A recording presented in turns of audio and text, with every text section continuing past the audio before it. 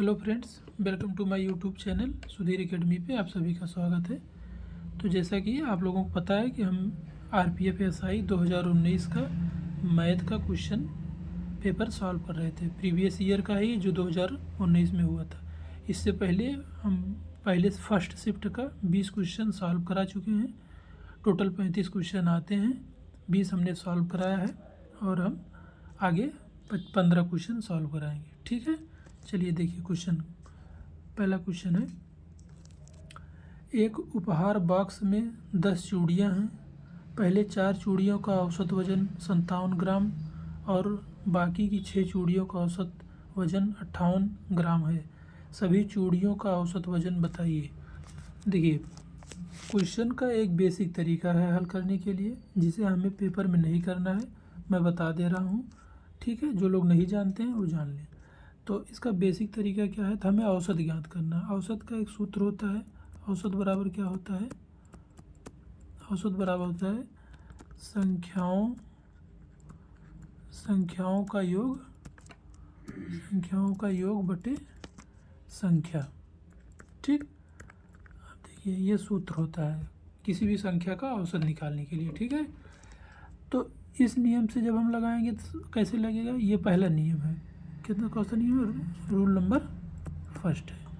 चलिए देखिए कैसे हल करेंगे। संख्याओं का योग, अभी हमने बताया संख्याओं का योग, तो संख्याओं का योग कैसे लेंगे, 4 गुणे 57 प्लस 6 गुणे 58। टोटल संख्याएं कितनी हैं, 10 हैं। अब आप जब इसे हल करेंगे तो जो आंसर आएगा वही आंसर होगा। लेकिन इस प्रकार से प्रश्न को करना नहीं है, ये बहुत टाइम टेकिंग होता है। ठीक है, तो हम दूसरे मेथड से करेंगे, रूल नंबर 2 से, डेविएशन मेथड से। ठीक है, दूसरा मेथड क्या है, तो वस्तु दी रखी है तो हम वस्तु को लिखेंगे। पहले वस्तु का औसत कितना दे, औसत एवरेज पॉइंट डेविएशन में क्या करेंगे, वस्तु लिखेंगे तो कैसे, 4 वस्तुएं 4:6 के अनुपात में। ठीक, तो इसे हम जब सिंप्लीफाई करेंगे, 2 दूनी 4, 2 तियाँ 6। ठीक है, अब एवरेज दे रखा है, प्रत्येक वस्तु का एवरेज दे रखा है। 4 वस्तुओं का एवरेज कितना दे रखा है, 57 ग्राम, और 6 वस्तुओं का एवरेज कितना दे रखा है, 58 ग्राम। अब हम मान लेते हैं, मान लीजिए माना एवरेज कितना है, 57 है, मान लेते हैं। अब जब हम एवरेज को 57 मान लिए हैं तो हम इसी से तुलना करेंगे, इसके 57 की तुलना करेंगे। ना तो ज़्यादा है ना तो कम है, तो 0 हो जाएगा। ये एक ज़्यादा है, ठीक। अब एक ज़्यादा है, संख्या से ज़्यादा मल्टीप्लाई करेंगे वस्तुओं से। कितनी वस्तुएं, 3 है, प्लस, अच्छा यहाँ प्लस है तो यहाँ प्लस लिखना है। ठीक है, तभी औसत आएगा। ठीक है, संख्या 3 बटे, अब जब एक बढ़ रहा है औसत से, तो ये जो बढ़ रहा है ये संख्या 3 दोनों में बराबर बराबर डिवाइड होगी। 3 और 2 को जब हम ऐड करेंगे तो 5 आएगा। तो हल करेंगे जब हम, तो 57.6 यही हमारा क्या हो जाएगा, आंसर हो जाएगा। तो पहले का आंसर क्या हो जाएगा, सी हो जाएगा। ठीक है, यही तरीका हमको पेपर में अपनाना है। मैं इतना समझाने के लिए बता रहा हूँ, नहीं तो ये क्वेश्चन बहुत ईजिली हो जाता है, ये सब लिखने की ज़रूरत नहीं पड़ती है। ठीक है, चलिए नेक्स्ट क्वेश्चन से अब चलते हैं। एक बॉक्स में रखी 71 नोटबुक का औसत वजन इतना है, 7.1 kg है। जब बॉक्स में एक नई नोटबुक रखी जाती है तो औसत 7.2 kg हो जाता है। नई नोटबुक का औसत वजन बताइए। देखिए, एक तरीका तो ये है कि इसे हम कैसे हल सॉल्व कर लें, कि 71 नोटबुक थी तो एक और नोटबुक आ गई, 72 हो गया। ठीक, औसत पहले कितना था, 7.1 था, अब कितना बढ़ गया, 7.2 हो गया। ठीक, माइनस, अब पहले कितना था, 71 10 गुणे 7.1। अब इसको हम सॉल्व करेंगे तो जो आंसर आएगा वही हमारा उत्तर होगा। लेकिन ऐसा करने से जो टाइम हमारा होगा बहुत सा कंज्यूम होगा। ठीक है, तो इससे हम बचने के लिए क्या करेंगे, इससे हम बचने के लिए दूसरे नियम से सॉल्व करेंगे। दूसरा नियम क्या है, रूल नंबर 2। ठीक है, दूसरे नियम ये पेपर में सॉल्व करने का तरीका है। पेपर में कैसे सॉल्व करेंगे, देखिए औसत पहले 7.1 था, अब औसत कितना हो गया, 7.2 हो गया। तो जब यहाँ से यहाँ पे देखेंगे तो औसत में कितने की वृद्धि हो रही है, 0.1 की वृद्धि हो रही है। ठीक है, जब 0.1 की वृद्धि हो रही है तो पहले कितना था, 7.1 था, पहले तो इतना तो रहेगा ही रहेगा, ठीक है। अब वृद्धि कितना हो रही, 0.1 की वृद्धि हो रही। ये जो वृद्धि है 71 में तो होगा ही होगा, 71 नोटबुक में भी होगा। जितना औसत में वृद्धि हो रही है संख्या में भी वृद्धि होगी। जो काम औसत में होता है वही काम संख्या में भी होगा। तो हम 71 में तो होगा ही होगा, तो एक और जुड़ गया, एक नोटबुक और रखी गई, तो कितना हो जाएगा, 71 तो पहले था, जब एक रखी गई तो 72 हो गया, ठीक। अब इसे जब मल्टीप्लाई करेंगे हम तो कितना आ जाएगा, 7.2 आ जाएगा ये। और जब 7.2 आ जाएगा 7.1, जब आप अपने से सॉल्व करेंगे तो बहुत ईजिली हो जाएगा जल्दी से, ठीक है। अब इसे जब हम ऐड करेंगे 7 और 7 14 हो जाएगा, और ये 1 और 2 कितना हो जाएगा, 0.3 हो जाएगा। इस प्रकार से हम दूसरा वाला नियम पेपर में सॉल्व करेंगे, ठीक है। आंसर नंबर 1 सही है। नेक्स्ट क्वेश्चन की तरफ चलते हैं। अगला क्वेश्चन है, एक बल्ब उत्पादक कंपनी ने कुल उत्पाद का 13% दोषपूर्ण पाया। माना कितना उत्पादन करती थी, 100% उत्पादन था। किसी कंपनी को उत्पादन 100% था, 13% दोषपूर्ण हो गया, ठीक है। तो बचा कितना, 87% बचा। दोषपूर्ण उत्पादों की संख्या इतनी हो गई। अब जब 13% दोषपूर्ण हो गया तो बचा कितना, 59, ठीक। अब देखिए इसे हम अब काटेंगे, ये 87% की वैल्यू इतना है, तो हम जब इसे 3 से काटेंगे 29 आ जाएगा। 3 एकम 3 और ये 3 छक 18, 3 पचे 15, 3 त्रिका 9, ठीक है। जब इसे हम काटेंगे तो 1% एक की वैल्यू कितना आएगी, ये जाएगा कितना बार जाएगा, 5 बार जाएगा। तो 5 बार जाएगा तो कितना हो जाएगा, ये 145 हो जाएगा ये।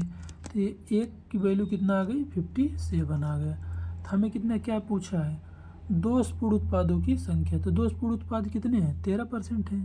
अब 13% से 13 से मल्टीप्लाई करा देंगे दोनों तरफ। अच्छा एक तरीका है, अब आप जब तक आप 13 से मल्टीप्लाई करेंगे पूरे में तो टाइम बहुत लगेगा। इससे हम पहले ऑप्शन को चेक कर लेते हैं, 13 का मल्टीप्लाई कौन सा है। तो ऑप्शन नंबर सी एक तरीका ये कर सकते हैं। दूसरा तरीका है कि आप मल्टीप्लाई करा लीजिए, जैसे यूनिट डिजिट देखेंगे आप आंसर क्लिक कर देंगे, ठीक। चलिए नेक्स्ट क्वेश्चन की तरफ चलते हैं। तो अगला क्वेश्चन है, देखिए इसको सरल करने के लिए हम पहले डायरेक्ट करते हैं। क्वेश्चन को ध्यान से देखिएगा, बड़ा देखने से कुछ नहीं है, एकदम इजी है, सिंप्लीफिकेशन का ये क्वेश्चन है। चलिए देखिए हम इसे लिख देंगे, यहाँ से हम एलसीएम ले लेंगे। 10, 5 और 5 का एलसीएम कितना हो जाएगा, 10 हो जाएगा, ठीक। अच्छा अब ये 2x हो गया, यहाँ ये 3x हो जाएगा, ये भी 3x हो जाएगा, ये माइनस है, ध्यान दीजिएगा। 5 का जब हम 2 में भाग देंगे तो ये हो जाएगा 4x, ठीक, प्लस 3x माइनस 6x बराबर 531, ठीक है। तो ये 7 हो जाएगा, 7 में से इतना जाएगा 6 माइनस 6x हो जाएगा, तो कितना हो जाएगा, तो ये हो जाएगा x, और x बराबर कितना हो जाएगा 531, और ये इधर जाकर मल्टीप्लाई हो जाएगा तो कितना आ जाएगा, ऑप्शन नंबर सी हो जाएगा। नेक्स्ट क्वेश्चन, विमल ने फ्रेंच में 80 में से 72 अंक प्राप्त किए। देखिए ये क्या है, पूर्णांक है, ठीक है। ये इधर हम एक तरफ हम लिख देते हैं प्राप्तांक, एक तरफ क्या लिख देते हैं हम, प्राप्तांक लिख देते हैं, एक तरफ हम पूर्णांक लिख देते हैं, ठीक है। तो हम पूर्णांक को पहले ऐड कर लेंगे, 80 में से 72 ये हो जाएगा, ये 80 हो गया, 100 में से फिर ये भी 100 हो गया, फिर 70 में से ये भी 70 हो गया, ठीक। 50 में से ये 50 हमने लिख दिया। टोटल ऐड करेंगे 100 70, ये कितना हो जाएगा 80, 180, 70 चला जाएगा 250, ये 300 हो गया, ठीक है। अब प्राप्तांक कितना हो गया, लिखा है 72, और कितना दिया है 72 और 91, ठीक है, 63, और ये 44। इसे जब हम ऐड करेंगे 270 आएगा, 270 आ जाएगा। अब हमें परसेंटेज निकालना है, परसेंटेज मतलब कैसे होता है, पूर्णांक कितना है 300 है, प्राप्तांक कितना है 270 है, गुणे 100 कट जाएगा, 3 9 27 कितने परसेंटेज आएगा? 90%। यही हमारा क्या हो जाएगा? आंसर हो जाएगा। नेक्स्ट क्वेश्चन, शीला अपनी सामान्य गति के 20/21वें गति से चलकर एक निश्चित दूरी सामान्य गति में चलने लगने वाले समय से 6 मिनट अधिक में तय करती है। वह निश्चित दूरी तय करने में उसके द्वारा लगने वाले सामान्य समय की गणना कीजिए। ध्यान दीजिए, सामान्य समय की गणना कीजिए। देखिए, जैसे दूरी बराबर क्या होता है? दूरी बराबर होता है चाल गुणे समय। ठीक है, तो क्या होता है? चाल गुणे समय। अब देखिए, तो इसमें दूरी जो है क्या है? कांस्टेंट है। और जब दूरी कांस्टेंट, जब डिस्टेंस कांस्टेंट हो जाएगी तो जो चाल का रेशियो होगा, जब डिस्टेंस क्या हो जाता है? कांस्टेंट हो जाए, तो जो चाल का रेशियो होता है, स्पीड का रेशियो इन्वर्सली प्रोपोर्शनल होता है टाइम के रेशियो के। किसके रेशियो के? टाइम के रेशियो के। तो यही वाला फार्मूला लगाना। टाइम, स्पीड एंड डिस्टेंस का क्वेश्चन को सॉल्व करते समय सबसे पहले ध्यान दिया जाता है कि कॉमन क्या है, कांस्टेंट क्या है। ठीक है, देखिए अब इसमें कांस्टेंट दे रखा है डी, डिस्टेंस कांस्टेंट है, तो स्पीड का रेशियो दे रखा है। उसकी पहली गति कितनी थी? स्पीड का रेशियो कितना है? पहली स्पीड कितनी थी उसकी? 21 थी। अब कितना हो गया है? 20 हो गया है। ठीक है, अब ये टाइम का रेशियो जस्ट रिवर्स हो जाएगा। टाइम का रेशियो कितना हो जाएगा? 20/21 हो जाएगा। ठीक है, निश्चित दूरी तय करने उसके द्वारा लगने वाला सामान्य समय कितना? 6 मिनट अधिक लगता है। कितना यूनिट में? कितना यूनिट अधिक लग रहा है? 1 यूनिट। 1 यूनिट की वैल्यू कितना दे रखा है? 6 मिनट दे रखा है। तो ये सामान्य गति है और इसकी तेज गति है। ठीक, तो सामान्य गति कितना है? गुणे हम 6 से, 1 यूनिट की वैल्यू इतना है, 20 यूनिट की वैल्यू कितना हो जाएगी? 120। 6 से गुणा कराएंगे 120, तो सामान्य गति, सामान्य लगने वाला समय कितना हो जाएगा? 20 मिनट, 120 मिनट। नेक्स्ट क्वेश्चन, ठीक है, 26√3 सेंटीमीटर विकर्ण वाले घन को पिघलाकर घनाभ बनाने पर उसकी ऊंचाई कितनी होगी यदि घनाभ की लंबाई घन की भुजा के बराबर है और घनाभ की चौड़ाई 13 सेंटीमीटर है।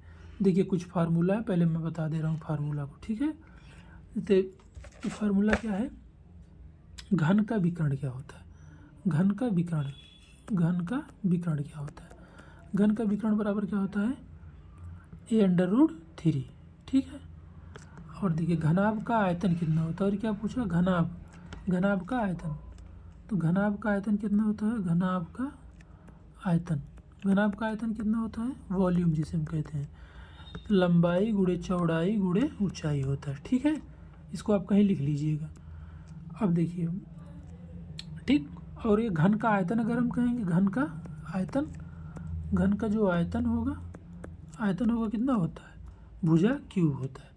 ये इसके फार्मूला है, बेसिक फार्मूले हैं। ठीक है, चलिए देखिए अब क्वेश्चन को सॉल्व करते हैं। 26√3 सेंटीमीटर विकर्ण वाले एक घन को पिघला करके घनाभ बनाने पर उसकी ऊंचाई कितनी होगी? तो इसका विकर्ण कितना दे रखा है? √3 बराबर 26√3। इसे हम काटेंगे तो इसकी भुजा कितनी आ जाएगी? ये बराबर आ जाएगा 26। ठीक है, अब देखिए घन को पिघला के, घन के आयतन को पिघला दिया जाएगा, तो जो पिघल के आएगा वो घनाभ के आयतन के बराबर आएगा। ऊंचाई कितनी होगी? घनाभ की ऊंचाई ज्ञात करना है। तो देखिए घनाभ का आयतन कितना हो जाएगा? भुजा क्यूब हो जाता है, तो 26 × 26 × 26। ठीक, अब घनाभ का जो आयतन होगा, जैसे जो घन को जब पिघलाया जाएगा तो जब घनाभ का आकार लेगा तो जितना उसमें मटेरियल लगा रहेगा, जितना उसका आयतन लगा रहेगा बनाने में, उतना घनाभ का भी होगा, तो इसलिए दोनों बराबर होगा। तो घनाभ का आयतन कितना होता है? बोला है कि घनाभ की लंबाई घन की भुजा के बराबर है। तो घन की भुजा कितनी है? 26 सेंटीमीटर। तो ये घनाभ की लंबाई हो गई। और बोला क्या है? घनाभ की चौड़ाई 13 सेंटीमीटर है। घनाभ की चौड़ाई 13 सेंटीमीटर है। हमें ऊंचाई ज्ञात करना है। जब हम यहाँ से इसे हटाएंगे, 26 से 26 गए, 13 दूना 26 गया, तो हम h बराबर क्या लिखेंगे? 26 से मल्टीप्लाई कराएंगे, 52 हो गए। यही क्या हो गया? आंसर हो गया। तो आंसर नंबर फर्स्ट हो गया। ठीक, नेक्स्ट क्वेश्चन देखते हैं। यही सब क्वेश्चन में टाइम को बचाना रहता है। जैसे देखिए, आपको अगर 1 से लेकर के 50 तक वर्ग आता रहेगा और 1 से लेकर के 30 तक क्यूब आता रहेगा, तो आपको क्वेश्चन को सॉल्व करने में टाइम नहीं लगेगा। ठीक है, देखते जैसे देखिए, अब इसको हम सॉल्व करेंगे। ये 21 का वर्ग है और 21 से 21 को जब डिवाइड करेंगे तो 1 आ जाएगा, प्लस ये 22 का वर्ग है, जब हम इसे रखेंगे 22 आ जाएगा, बराबर रखे हैं तो x की वैल्यू कितनी आ जाएगी, 23 आ जाएगी। जब आपको लेकिन पता रहेगा, नहीं तो आप निकालना पड़ेगा तो बहुत दिक्कत होगी, बहुत ज़्यादा टाइम लगेगा, तो ऑप्शन नंबर सी हो जाएगा। नेक्स्ट क्वेश्चन, कक्षा में उपस्थित छात्रों में 378 मोबाइल को एक समान रूप में कितनी प्रकार से बांटा जा सकता है। देखिए 378 को एक समान रूप से कितनी प्रकार से बांटा जा सकता है। तो इसका तरीका दो है। पहला तरीका यह है कि हम इसे अभाज्य गुणनखंड से कर सकते हैं। जब इसका हम अभाज्य गुणनखंड करेंगे, अभाज्य गुणनखंड क्या होता है, अब इसका पहले हम बेसिक बता देते हैं।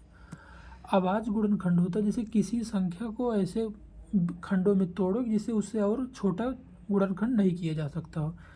जैसे हम 378 को जब हम डिवाइड कर इसका गुणनखंड करेंगे तो कितना होगा, 2 की पावर 1 इंटू 3 की पावर 3 इंटू 7 की पावर 1। जैसे आपको तोड़ने में तो आप तो जाएंगे, फिर ऐसे जिसको नहीं आता रहेगा ऐसे जाएगा तोड़ने के लिए, तब फिर ये टाइम बहुत कंज्यूम करेगा पेपर में। ऐसा नहीं करना है, आपको ये सब गुणनखंड करना है।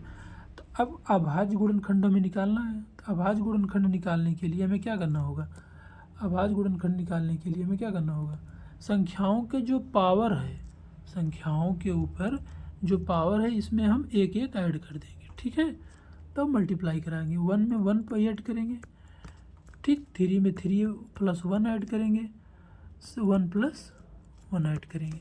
तो हम जब इसे मल्टीप्लाई कराएंगे 2 4 2, 4 दूनी 8 दूनी 16, तो कितने प्रकार से बांटा जा सकता है, 16 प्रकार से बांटा जा सकता है। नेक्स्ट क्वेश्चन, एक अंग्रेजी मूल की कंपनी की एक सहयोगी परियोजनाओं में 629 पुरुष और 629 महिला कर्मचारी हैं। कितने हैं, 629 पुरुष हैं और यहाँ मेल है, ठीक, यहाँ फीमेल है। ठीक है, तो दोनों का तो इसे हम किस मेथड से करेंगे, मिक्सचर से करेंगे। ठीक है, और दूसरा भी मेथड है उसे भी बताते हैं। तो पहले मेथड से क्या है, मिक्सचर, ये सबसे सरल तरीका है। ठीक है, जो पेपर में करना है। तो महिला और पुरुष का जो रेशियो है किसी कंपनी में कर्मचारी के रूप में, उनका रेशियो तो बड़ा 629 है भाई, 629 है। तो ये तो जब डिवाइड हम कर देंगे तो इसका रेशियो 1:1 आ जाएगा।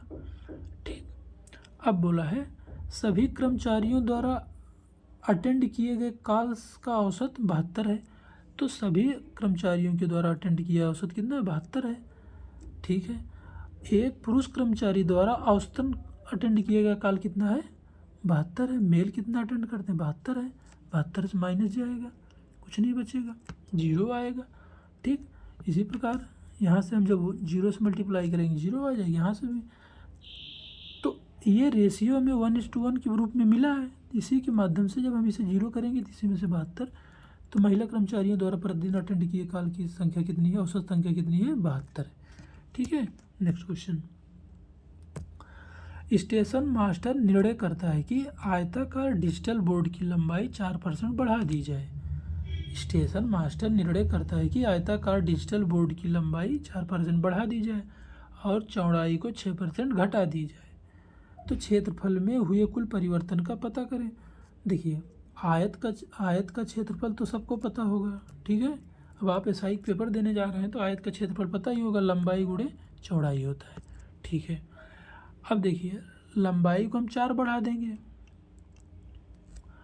तो 4% जब बढ़ाएंगे हम, तो 4% को जब अगर हम रेशियो में लेंगे, जैसे 4% को हम जब रेशियो में लेंगे, 4 कम 4 4 2500, पहले लंबाई का ये पहले 25 था, बाद में 4% बढ़ गया तो कितना हो गया, 26 हो गया। अब फिर 6 घटा देते हैं, पहले कि इसका भी लेंगे 6/100, 2 3 6 2 50। ठीक, और जब घटाएंगे तो इसे लिखेंगे 50 अनुपात 47। ठीक, अब देखिए तो कितना परिवर्तन हुआ, इसका दोनों को मल्टीप्लाई करा देंगे। जब मल्टीप्लाई कराएंगे 25 पंचे 125, ठीक। और इसको हम कराएंगे तो इसको मल्टीप्लाई करेंगे कितना आ जाएगा, 1222 आ जाएगा, ठीक। अब जब 1222 आ गया, कितना बढ़ गया कितना घट गया, तो 1222, 50 में से 22 चला जाएगा, 28 की कमी हुई कितने पे, 1250 पे, गुणे 100 तो हटाएंगे तो आप 2.5% क्या लॉस आएगा। जैसे लॉस वाला ऑप्शन आएगा, लॉस आएगा, तैसे हम वृद्धि वाले ऑप्शन को डिलीट कर देंगे, तो 2 ही ऑप्शन बचेगा। तो ऑप्शन नंबर सी वाला सही है। नेक्स्ट क्वेश्चन है, चक्रवृद्धि ब्याज और साधारण ब्याज पर 2 वर्षों के लिए निवेश की गई सामान्य राशि पर अर्जित ब्याज के बीच का अंतर 76 रुपये है। यदि ब्याज की दर 4% है तो निवेशित की गई राशि की गणना कीजिए। देखिए जो चक्रवृद्धि में होता है, ब्याज की दर जो होती है वो सक्सेसिव इंक्रीज होता है। सक्सेसिव का मतलब जैसे x plus X into Y by 100, इस वाले फार्मूले से इंक्रीज होता है, ठीक। और जो साधारण ब्याज में होता है, प्रत्येक साल का साधारण ब्याज समान होता है, जैसे पहले साल का 4%, दूसरे साल का भी 4%, तो ये कितना हो जाएगा, 8% हो जाएगा। लेकिन ये वाले में अंतर आ जाएगा चक्रवृद्धि ब्याज में, तब यहाँ हम रखेंगे 4 + 4 कितना हो जाएगा, 8, और हम 4 चौके 16, तो जब 100 से डिवाइड करेंगे तो 8.16% आएगा। इससे जब हम डिफरेंस लेंगे तो कितना आ जाएगा, 1.16%। अब 0.16% की वैल्यू 76 दे रखा है, यहाँ से इसे हटाएंगे तो यहाँ आ जाएगा 00, ठीक। इसे कितने से काटेंगे हम, 4 से काटेंगे, 4 चौको 16, तो ये 4 से कटेगा, 4 कम 4, 3 के 4 निम्मा 36, 00। अब इसे हमें 100% की वैल्यू चाहिए, तो हम इसे 25 से मल्टीप्लाई करा देंगे। तो 100% बनाने के लिए क्या करेंगे, 4 को 100% बनाने के लिए 25 से मल्टीप्लाई कराएंगे, यहाँ भी 25 से मल्टीप्लाई करा देंगे भाई। 4% की वैल्यू दे रखा है 1900, तो हम यहाँ से अगर इसे 100% बनाना चाहेंगे, दोनों तरफ 25 से मल्टीप्लाई करना होगा, तो ये 100% की वैल्यू आ जाएगा कितना, 4750 रुपये। आंसर नंबर बी हमारा उत्तर हो जाएगा। नेक्स्ट क्वेश्चन, अब देखिए ऐसे क्वेश्चन में जब ऑप्शन बहुत क्लोज हो गया, हमें क्वेश्चन को हल ही करना पड़ेगा, सॉल्व करना पड़ेगा। आप ऑप्शन से टिक नहीं कर सकते हैं, ठीक। देखिए अब हम इसे ऐड करेंगे, 15 और 13 28 हो गया। 28 में जब 16 ऐड करेंगे 44 हो जाएगा। 44 में से ठीक, तो 44 हो गया ये पॉइंट, ठीक है। अभी देखिए 73 और ये 73 कितना हो जाएगा, 70 दूना 140, 3 146। 146 में जब हम 25 को ऐड कर देंगे कितना हो जाएगा, 11 7 1 पॉइंट इतना, तो ये हो जाएगा 45.71। अब हम इसमें से इतना रिमूव कर देंगे, घटा देंगे, 28.64 घटाएंगे कितना आ जाएगा, तो आ जाएगा ये कितना आ जाएगा, 17.07। तो ये कितने का वैल्यू दे रखा है, 3x का। अच्छा हम 3 से डिवाइड करेंगे, 3 × 5 = 15, और ये 15 2 चला जाएगा, 3 9 6 × 18, तो यहाँ से आ जाएगा ऑप्शन नंबर ए, यही आंसर हो जाएगा। नेक्स्ट क्वेश्चन, हम निम्न बार ग्राफ का अध्ययन कीजिए और उसके आधार पर प्रश्न का उत्तर दीजिए। एक पॉलिसिंग कंपनी की 5 शाखाओं में 2 क्रमागत वर्षों 11 और 10 और 11 में हुई पुस्तकों की बिक्री 1000 में दी गई है। तो चलिए देखते हैं, दोनों वर्ष में कंपनी द्वारा C1 देखिए C1 C3 और C5 की कुल मिलाकर कुल बिक्री याद कीजिए। तो याद रखना है क्या है, C1 थोड़ा सा और ऊपर करते हैं, C1 में कितना हुआ, तो C1 में कितना होगा,